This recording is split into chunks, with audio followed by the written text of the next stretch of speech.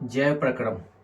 आज हम लोग बात करेंगे जैव प्रक्रम कक्षा 10वीं के अध्याय 6। जैव प्रक्रम होता क्या है?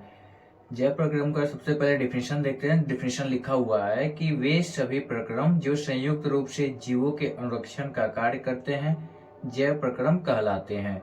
जैव प्रक्रम का मतलब हुआ जीवों के प्रक्रिया के लिए, जो जीव है उसके प्रक्रिया के लिए जितने भी हम लोग प्रक्रम करते हैं, जो भी हम लोग काम करते हैं वो हमारा जैव प्रक्रम कहलाता है। जैसे सांस लेना, खाना खाना, उत्सर्जन करना इत्यादि, ये सब हमारे जैव प्रक्रम के अंग हैं।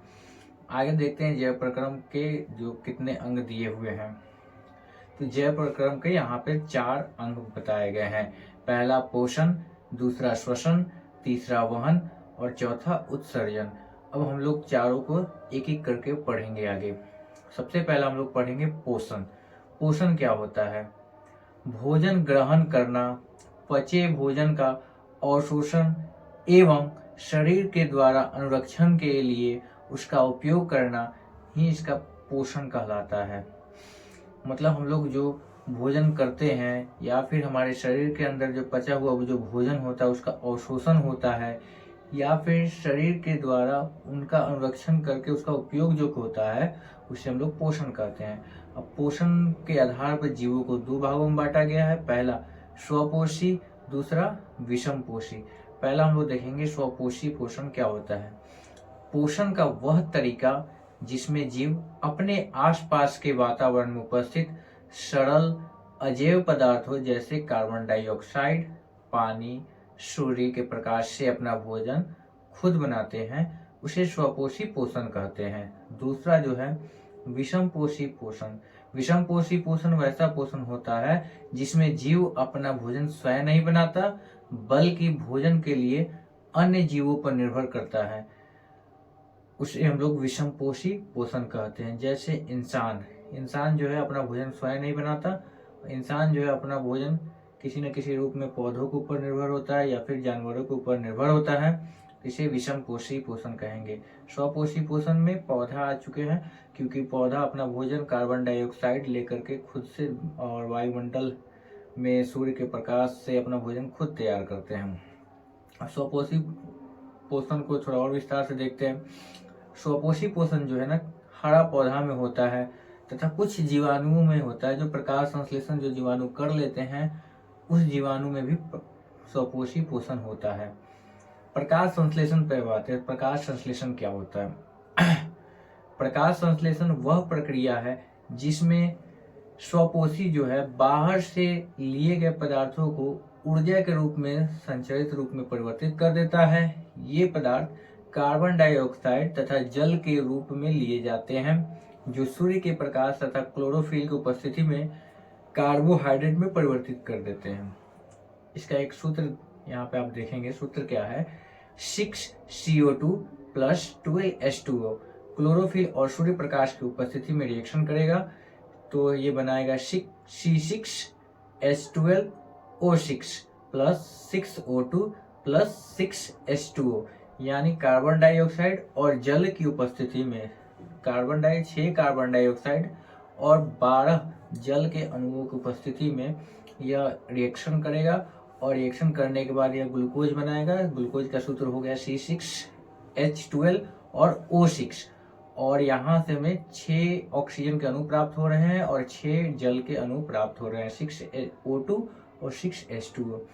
तो यहाँ हमें पता चला कि प्रकाश संश्लेषण के लिए क्या आवश्यक सामग्री है। तो प्रकाश संश्लेषण के लिए आवश्यक सामग्री सूर्य का प्रकाश, क्लोरोफिल, कार्बन डाइऑक्साइड तथा जल। कार्बन डाइऑक्साइड जो है स्थलीय पौधे जो हैं वायुमंडल से प्राप्त कर लेते हैं, और जो जल की प्राप्ति के लिए वे अपने जड़ों के माध्यम से, जड़ें उनकी जो होती गहरी अंदर तक गई रहती है, धरती के पृथ्वी के अंदर गई रहती है, जो मिट्टी से क्या करते हैं जल का अवशोषण कर लेते हैं। आगे चलते हैं। प्रकाश संश्लेषण के द्वारा कौन कौन सी घटनाएं घटती है? तो क्लोरोफिल द्वारा प्रकाश ऊर्जा को अवशोषित करना। अगला जो होता है प्रकाश ऊर्जा को रासायनिक ऊर्जा में रूपांतरित करना, और जल का अणुओं का हाइड्रोजन तथा ऑक्सीजन में अपघटन करना। तीसरा कार्बन डाइऑक्साइड का कार्बोहाइड्रेट में अपचयन। यहाँ हम लोग 3 घटनाएं देखें। पहला घटना जो है क्लोरोफिल जो है प्रकाश ऊर्जा को अवशोषित कर लेता है। क्लोरोफिल जो है पत्तियों का कलर जो हरा कलर का होता है वो क्लोरोफिल के कारण होता है और ये क्लोरोफिल का काम होता है प्रकाश को अवशोषण करना। दूसरा काम यहाँ पे हमें पता चला कि प्रकाश ऊर्जा को रासायनिक ऊर्जा में रूपांतरित करना तथा जल के अणुओं का हाइड्रोजन में और ऑक्सीजन में अपघटन करना, यानी अपघटन का मतलब तोड़ देना उसको। अगला हम लोग देखें कार्बन डाइऑक्साइड का उपयोग कार्बोहाइड्रेट के अपचयन में किया जाता है। अब आगे हम लोग जानेंगे रंध्र स्टोमेटा। स्टोमेटा क्या होता है? रंध्र जो है पत्ती की सतह पर छोटे छोटे छिद्र होते हैं, उन्हें हम लोग रंध्र कहते हैं। रंध्र इतने छोटे छोटे होते हैं, टीनी होल्स होते हैं कि हमें नग्न आंखों से दिखाई नहीं देते, उन्हें देखने के लिए हमें सूक्ष्मदर्शी की आवश्यकता पड़ती है। अब हम लोग देखें उस रंध्र का, उस छिद्र का क्या काम होता है। तो प्रकाश संश्लेषण के लिए जो गैसों का अधिकांश आदान प्रदान जो होता है इन्हीं छिद्रों के माध्यम से होता है। अगला, प्रकाश प्रक्रिया में जल तथा जल वाष्प के रूप में जो रंध्र निकलता है वह इन्हीं छिद्रों के माध्यम से निकलता है। यहाँ पे आपको फिगर दिया हुआ है, फिगर को आप लोग देख सकते हैं। ये छोटे छोटे जो छिद्र दिखाई दे रहे हैं ये सारे रंध्र हैं।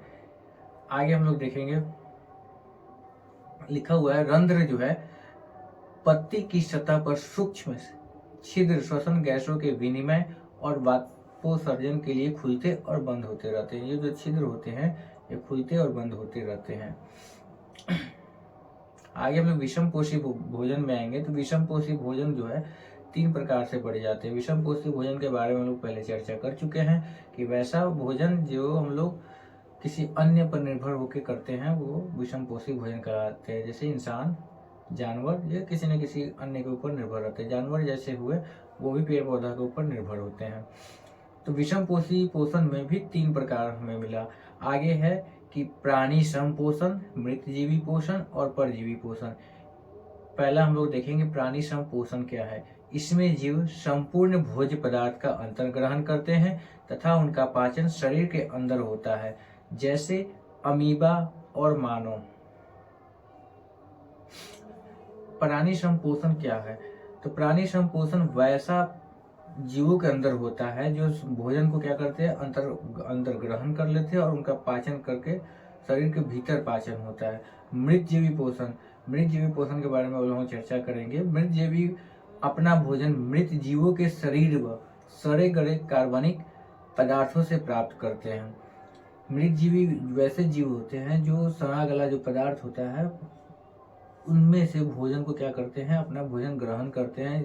एग्जाम्पल में हो जाएगा फफूंदी और कवक। ये जो है ना, जो हम लोग सड़ा गला पदार्थ फेंक देते हैं वहाँ पे देखिएगा आप लोग जम जाता है कुछ उजला उजला टाइप का, ये जो होता है फफूंदी और कवक कहलाता है। अगला हम लोग देखेंगे परजीवी पोषण। परजीवी पोषण जो है अन्य जीवों के शरीर के अंदर या बाहर रहकर बिना मारे उनसे अपना पोषण प्राप्त करते हैं, उसे हम लोग परजीवी पोषण कहते हैं। जैसे हमारे शरीर में जू होता है, जो ढील हमारे सर के ऊपर हमेशा बैठा रहता है, ना हमको वह क्षति पहुंचाएगा ना हमें मारेगा, नुकसान पहुंचाएगा। वह चुपचाप अपना हमारे शरीर पे रह के क्या करता है, अपना जीवन चलाता है, अपना पेट भरता है। वैसे ही जानवरों के शरीर पे आप लोग देखिएगा तो वहाँ पर डांस, गांव की भाषा में डांस कहते हैं, जो उसके शरीर में चिपक के रहता है और वो जानवरों का क्या करता है, धीरे धीरे खून पीता है। तो वैसा अपना भोजन करते हैं, उसे परजीवी पोषण कहते हैं। एग्जाम्पल में हो गया जू, फीताकृमि, अमरबिल इत्यादि। अब हम लोग थोड़ा सा चर्चा करेंगे अमीबा में पोषण।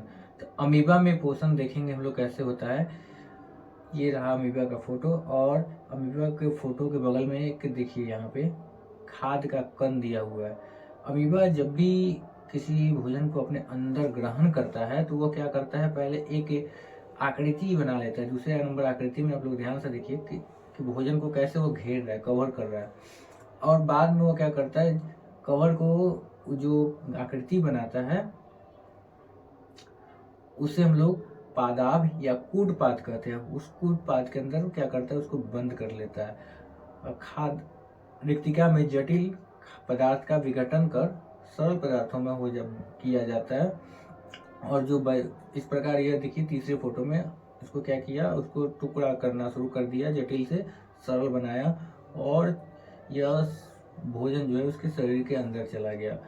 उसके बाद जो पदार्थ उसके शरीर में अपच हो जाता है, जो पचा हुआ नहीं जिसको बाहर निकालना है, ये पदार्थ को क्या करता है, शरीर से बाहर निष्कासित कर देता है।